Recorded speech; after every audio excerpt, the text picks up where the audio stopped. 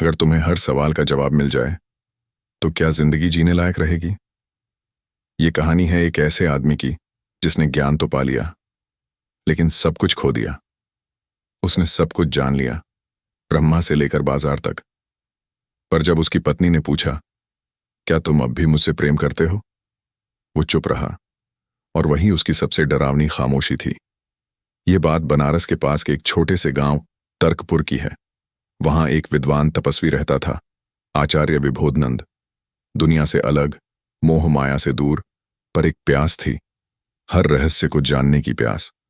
हर दिन वो तारों को देखता और बुदबुदाता, कहीं तो उत्तर होंगे, मुझे जानना है।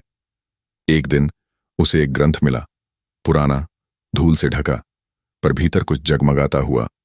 अज्ञात विज्ञानम तंत्र, उसमें एक पंक्ति थी, जो साधक 108 दिन तक मौन और ध्यान में रहेगा, उसमें ज्ञान पिशाच का वास होगा, फिर वह सर्वज्ञ बन जाएगा। वो पंक्तियां उसके मन में जलती रहीं। लोभ नहीं था, बस प्यास थी, अंधेरे में भी ज्ञान की लौ खोजने की। और उसने ध्यान आरंभ किया। 108 दिनों तक उसने न बोला, न देखा, न सुना, केवल भीतर डूबता रहा, एक ऐसी दुनिया में जहां न समय था न शरीर। जब वो निकला, उसकी आंखें अब आंखें नहीं रहीं, वो जैसे आकाश देख रही थीं। माथे की नसें धड़क रही थीं और उसकी आवाज जैसे हर शब्द के पीछे सदियों का अनुभव खड़ा हो।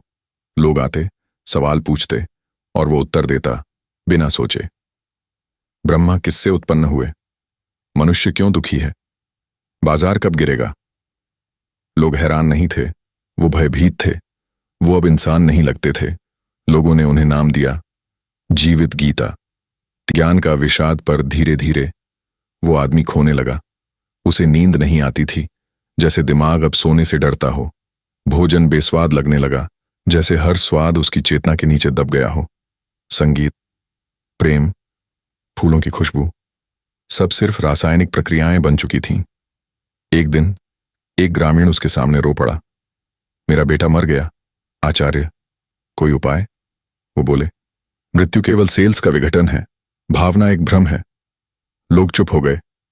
उसकी पत्नी वैदेही, जो वर्षों तक साथ थी, एक रात उसकी आंखों में देखती रही और धीरे से कहा, तुम्हारे पास सबका उत्तर है, पर मेरे एक भी सवाल का जवाब नहीं। चौथा अध्याय, नफरत की शुरुआत। उस रात विबोधनंद शीशे में खुद को देखता रहा। मैं इस पिशाच से मुक्त होना चाहता हूं।